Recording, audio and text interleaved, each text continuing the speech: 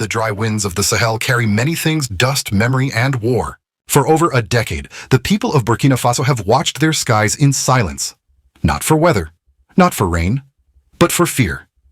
Fear that somewhere beyond the horizon, another insurgent convoy would strike. Fear that no one, not the United Nations, not France, not even their own army could protect them. But that silence was broken. On a scorched runway in Ouagadougou, something extraordinary happened. Under tight security and the blistering sun, a cargo plane from Turkey touched down. And inside it, not soldiers, not humanitarian aid, but drones. 2 of them, gleaming, precise, unmanned machine symbols of a new kind of war. President Ibrahim Traoré stood tall beside them, dressed not in a suit, but in full fatigues. He didn't speak much. He didn't need to. His message was clear. We will no longer borrow someone else's strength. We will fly with our own wings. For the first time, Burkina Faso is not waiting on Western aid or foreign pilots. It has its own eyes in the sky and its own finger on the trigger.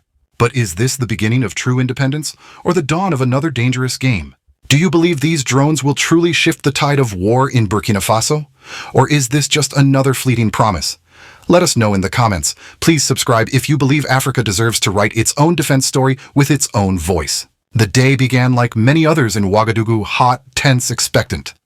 But for those standing along the tarmac of the military airbase, there was something different in the air. Soldiers in desert fatigues lined the perimeter. Technicians stood ready near heavy vehicles, and on the horizon, the low drone of engines signaled an arrival that would mark history. A Turkish military cargo aircraft descended slowly under the glaring Sahel sun. The moment its wheels touched the ground, a new chapter began, not just for Burkina Faso's army, but for its national identity. This was not just a delivery, it was theater. And the audience was not only the citizens of Burkina Faso, but also its enemies. Inside the aircraft, large containers marked with the Bayraktar defense insignia were swiftly unloaded. Each held one of the most talked-about weapons in modern warfare, the Bayraktar TB2, and its powerful counterpart, the Akıncı. Sleek, gray, deadly. These were machines that had changed the outcomes of battles in Libya, Syria, and Ukraine, and now they belonged to one of the smallest, most embattled nations in West Africa. President Ibrahim Traoré made his entrance deliberately. No red carpets, no elaborate ceremony. Just a single figure walking across the tarmac in full military dress, his boots dusty, his expression unreadable. As he stood beside the drones, cameras flashed, and the world took notice. This wasn't just about equipment, it was a message. For years, Burkina Faso had been caught between insurgents and foreign powers. French forces had come and gone. UN missions had tried and failed.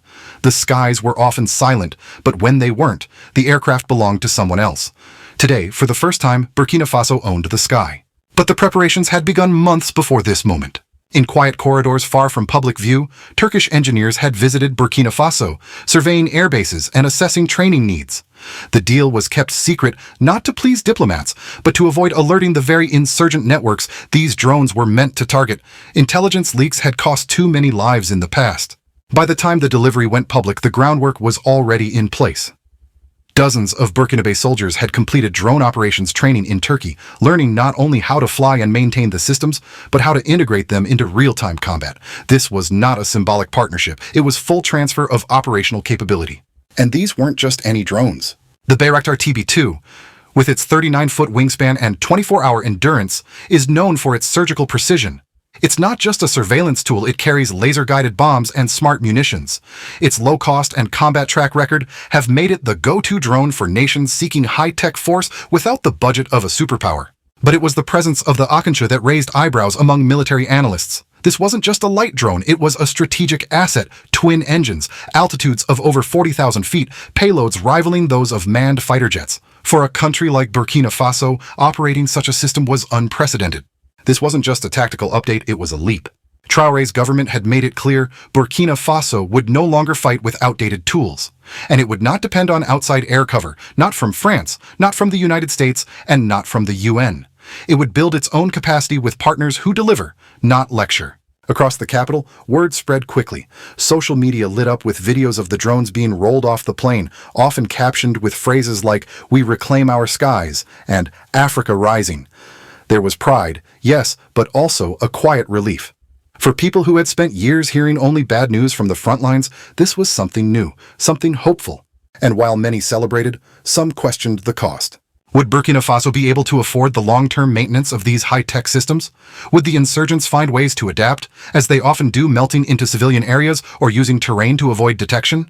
But in the eyes of the soldiers watching those drones arrive, the message was simple. We are no longer defenseless. This was more than a military acquisition. It was a moment of transformation. It was Burkina Faso telling the world and itself that its war would no longer be fought from behind. It would be fought from above. The Bayraktar TB2 is not a miracle.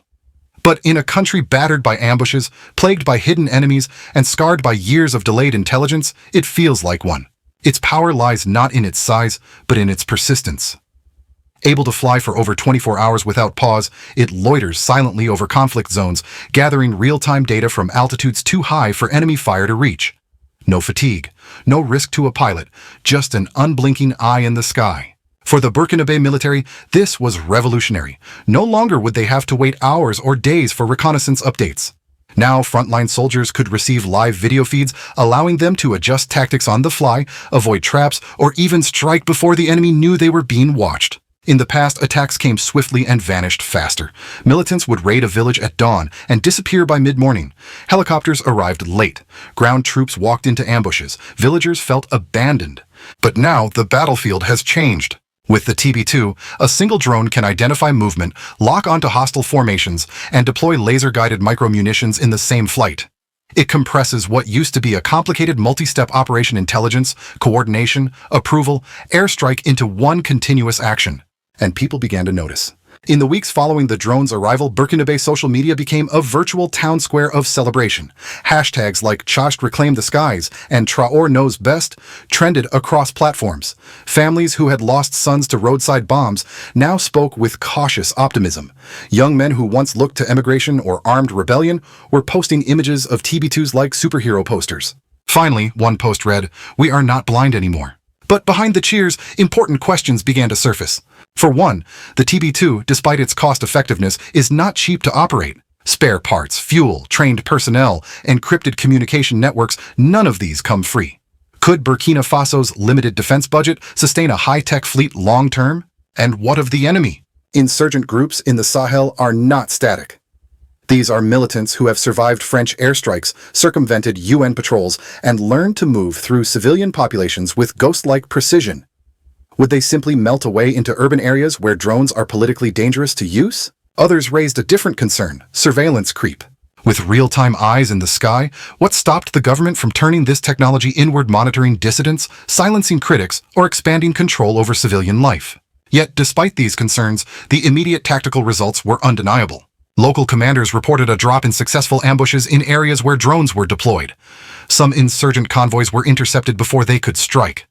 Villagers who once refused to cooperate out of fear now felt emboldened to tip off authorities. This wasn't just about killing targets, it was about changing the psychology of war. And the Akıncı, it brought even more firepower and more questions. Unlike the TB2, the Akıncı is not a tactical drone, it's a flying command post. With altitudes over 40,000 feet and the ability to carry multi-ton payloads, it can support air-to-ground, air-to-air, and even electronic warfare operations.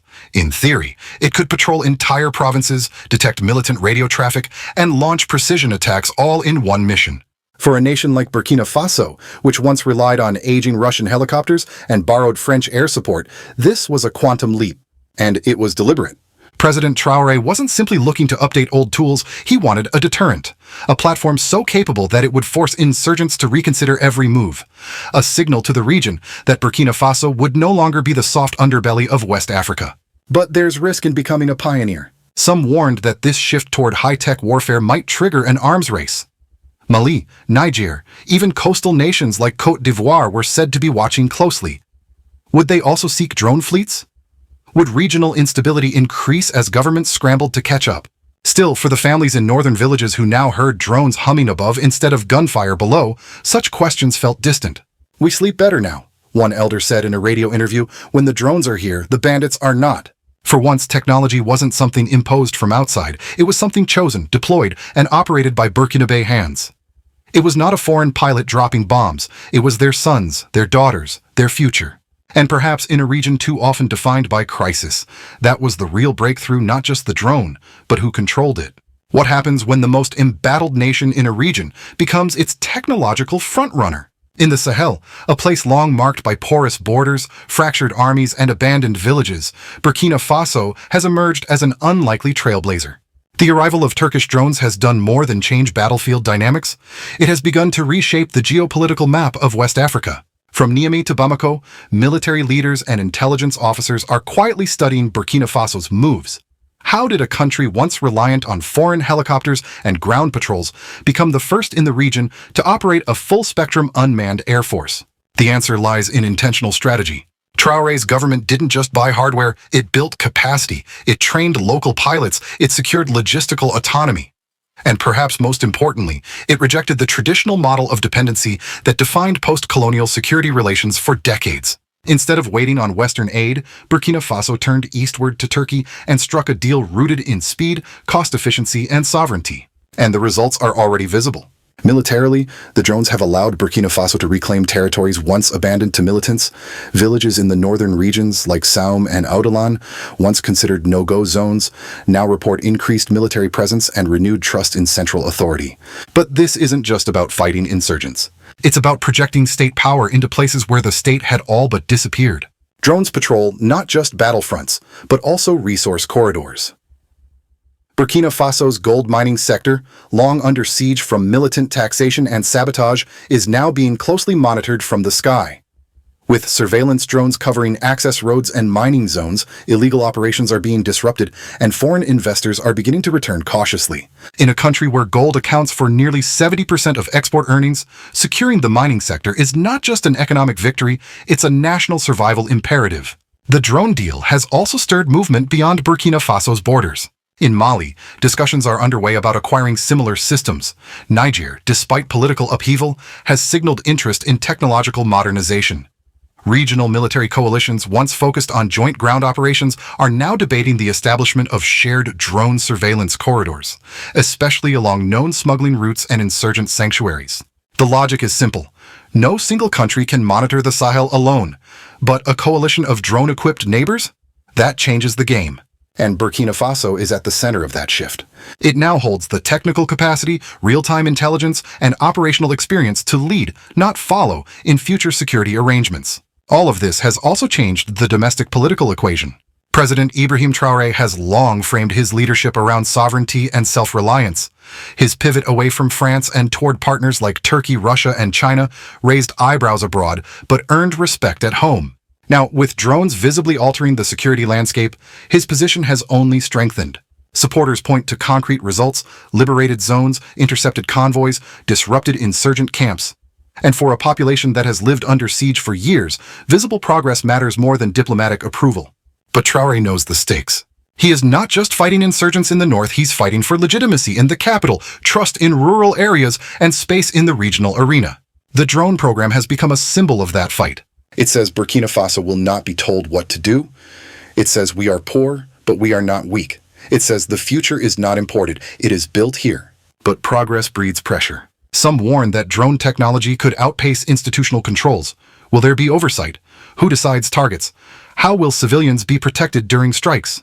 Others fear that rivals, both foreign and domestic, may seek to sabotage or counter Burkina Faso's advancements. Rumors have already circulated about insurgents attempting to acquire anti-drone technology through black markets. And then there is the broader philosophical question: does drone warfare offer a true solution, or does it merely buy time in an unwinnable war? Traoré's government insists that drones are only one piece of the puzzle. Alongside drone operations, it has begun initiatives in community intelligence, youth outreach, and border development. But the narrative is clear: the skies come first. Because in the Sahel, who controls the skies controls the future. In Washington and Brussels, the news didn't break with headlines, but it made its way quietly through defense briefings. Burkina Faso, once a French-aligned outpost, had just fielded advanced Turkish drones. And not just the TB2, the Akıncı too. A heavy combat platform with strategic range. That was something new. To American military analysts, it signaled two things. First, Turkey's growing assertiveness in Africa was no longer symbolic. Ankara had built more than 40 embassies across the continent, expanded Turkish Airlines routes, and now it was exporting battle-proven drones to countries facing insurgencies. The message was clear: we are not just here for diplomacy, we bring capability. Second, the old Western monopoly on military influence in West Africa was cracking.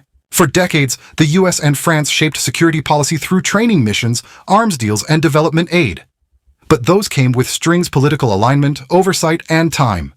Too much time. Turkey offered speed, simplicity, and sovereignty. No lectures, no base building, just results. Some in the US intelligence community see the trend with concern, others see opportunity. Could these emerging drone networks become regional security assets against jihadist movements? Or will they spiral into competitive militarization, pushing fragile governments into high-tech arms races? For now, the West watches. And Burkina Faso, for the first time in decades, is being watched not for what it lacks, but for what it leads. Above the dusty plains of Burkina Faso, the quiet whirring of drone blades has replaced the thunder of distant explosions. For the first time in years, villagers in the north sleep without fear of sudden gunfire. Convoys move with escorts from the sky. And soldiers, young, determined, local coordinate missions with live intelligence from 30,000 feet above. It feels like a miracle, but even miracles require management. Because the same drone that protects a village can, if misused, deepen divisions. The same technology that repels insurgents can also tempt governments into excess. And while the Akıncı may dominate the skies today, insurgents have never stopped adapting. So now the question turns to us as observers, as citizens, as elders with memory and wisdom. Will this be the moment when Africa finally claims its own future? Or is this simply another chapter in a cycle of power and dependency, just with newer tools?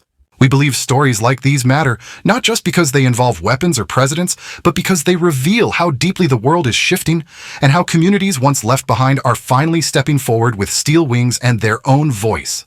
Please share if you feel that you are one of the first to know about and support President Ibrahim Traoré. Subscribe if you believe that the truth is more important than the headlines.